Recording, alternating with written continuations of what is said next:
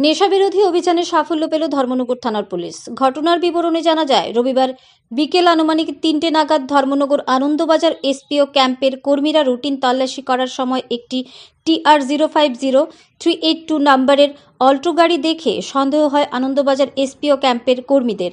Anandabazar SPO ক্যাম্পের কর্মীরা শুরু করে তল্লাশি। এই তল্লাশিতে গাড়ির গোপন কক্ষ থেকে 50 বোতল স্ক্রফ সিরাপ এবং 4000 ইয়াবা ট্যাবলেট উদ্ধার করতে সক্ষম হয় পুলিশ। পুলিশ আটক করে হেলাল মিয়া নামে ধৃত এক নেশা কারবারিকে। ধৃত নেশা কারবারির বিরুদ্ধে NDPS ধারায় মামলা নিয়ে তদন্ত শুরু করেছে ধর্মনগর থানার পুলিশ।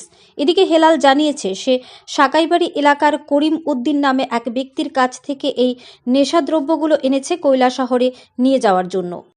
বেশ কিছু নেশা সামগ্রী ধরেছেন, কীভাবে ধরলেন এবং কখন ধরলেন? Today, Dharmanagar PS received civil information that there was some drugs contraband being transported. So, Dharmanagar PS, they have set up on Naka, Nandabazar Naka. They have stopped the vehicle.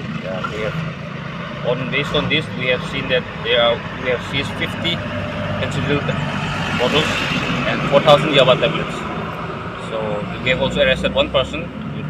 One vehicle is there. We have seized one vehicle, which is an Alto 800 TR-05F0382.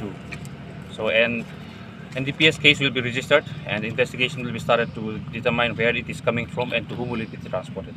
Sir, যাকে ধরেছেন তার নাম এবং His name is Helal Mia, 28 years old.